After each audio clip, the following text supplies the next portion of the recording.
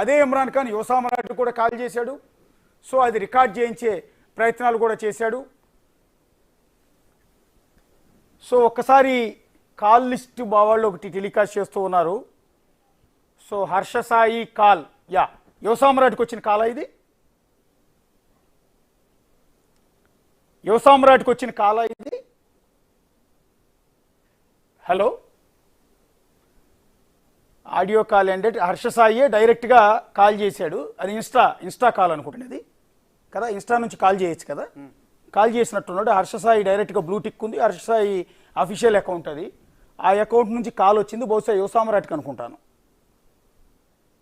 Yeah, యువ సామ్రాట్ గారికి హర్ష సాయి నుంచి నేరుగా వచ్చిన కాల్ అనుకుంటాను, బహుశా మా వాళ్ళు డిస్ప్లే చేస్తూ ఉన్నారు. సో 2 minutes మాట్లాడినట్టుగా కూడా ఉంది. ఆడియో కాల్ ఎండెడ్ 2 minutes, అంటే 2 నిమిషాల పాటు హర్ష సాయి నేరుగా ఈ వ్యక్తితో మాట్లాడినట్టుగా ఇక్కడ స్పష్టంగా. ఇన్స్టా కాల్, అది కూడా రెగ్యులర్ ఫోన్ కాల్ కాదు, వాట్సాప్ కాల్ కాదు, ఇన్స్టా కాల్. ఇన్స్టా నుంచి కాల్ చేయొచ్చు కాబట్టి ఓకే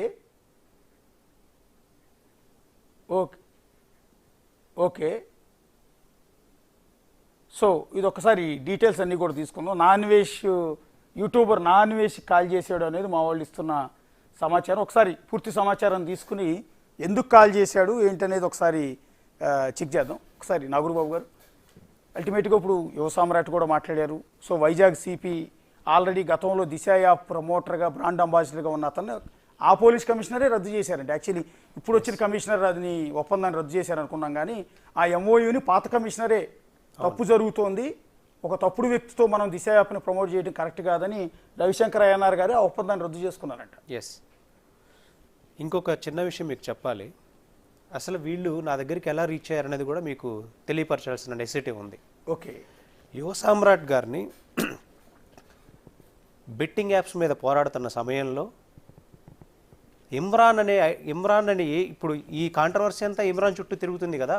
ఓకే, ఇమ్రాన్ ఐడెంటిటీని యూజ్ చేసుకొని యువ సామ్రాట్ గారి పైన కేసు పెట్టి, అంటే నేను హైదరాబాద్లో ఇమ్రాన్ అడ్రస్లో నా ఆఫీస్ ఉంది, నేను ఇక్కడ ఉంటున్నాను. ఓకే, ఎన్ని చోట్ల ఉంటానండి అడ్రస్? ఇక్కడ ఒక అడ్రస్ ఉంటుంది, వైజాగ్లో అడ్రస్ ఉంటుంది. ఇప్పుడు ఇమ్రాన్ ఇంట్లో నేను ఉంటున్నాను, ఇమ్రాన్ అడ్రస్ పెట్టి అతని మీద ఫేక్ కేసు పెట్టించాడు. ఆ ఫేక్ కేసు పెట్టడమే కాకుండా ఒక 10 మంది పోలీసులు తన ఇంటికి పంపి ఏదో టెర్రరిస్టును తీసుకెళ్ళి అక్కడ కూర్చోబెట్టారు. ఓకే, ఆ కేసులో ప్రశ్నించడానికి వెళ్ళానండి నేను. ఓకే, ఆ కేసులో ప్రశ్నించడానికి వెళ్ళినప్పుడు ఈ బాధితులందరూ బయటికి రావడం మొదలుపెట్టారు. ఓకే. సో అంటే ఆ రోజు అతన్ని అనాథరైజ్గా 10 గంటలు డిటైన్ చేసి ఒక టెర్రరిస్ట్ని ట్రీట్ చేసినట్టు ట్రీట్ చేయించగలిగే క్యాపబిలిటీ ఉన్న వ్యక్తి హర్ష సాయి వ్యవస్థలు మేనేజ్ చేయడంలో. ఓకే, దీని మీద పోరాడుతూ బాధితులు ఎంతమంది ఉన్నారని బయటకు తీస్తే సుమారుగా ఇప్పటివరకు నా దగ్గరకు వచ్చిన లిస్టు ఒక 600 మంది పైన ఉన్నారు.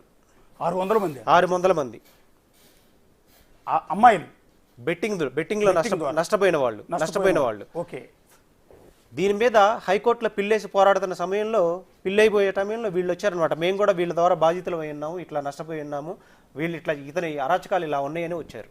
Okay, yeah. సో ఇతను వ్యవస్థలను ఏ రకంగా మేనేజ్ చేయగలడు అనేది మనకు అర్థమవుతుంది. అసలు ఎంత సిల్లీ కాజు కేసు పెడతారో మీకు చెప్పనా?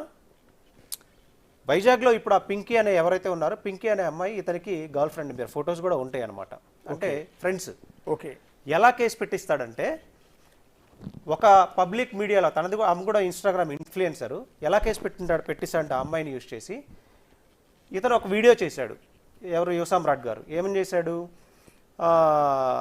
ఈ ఎంటర్ప్రెనర్ బెట్టింగ్ మాఫియాని ప్రమోట్ చేస్తున్నా ఆ ఎంటర్ప్రెనర్కి సపోర్ట్ చేస్తుంది అని ఒక్క క్లిప్ని యాడ్ చేసినందుకు ఐడెంటిటీ థెఫ్ట్ అని, ఆ అమ్మాయిని యువ సామ్రాట్ బ్లాక్మెయిల్ చేశాడని, ఆ అమ్మాయిని వెంటబడుతున్నాడని, ఆ అమ్మాయిని హెరాస్ చేస్తున్నాడని కేసు బుక్ చేయించాడండి. జస్ట్ వారం రోజుల క్రితం. లా గురించి తెలిసి చట్టాలని అతిక్రమిస్తూ క్రైమ్ని ఆర్గనైజర్గా ఎలా చేయాలో తెలిసి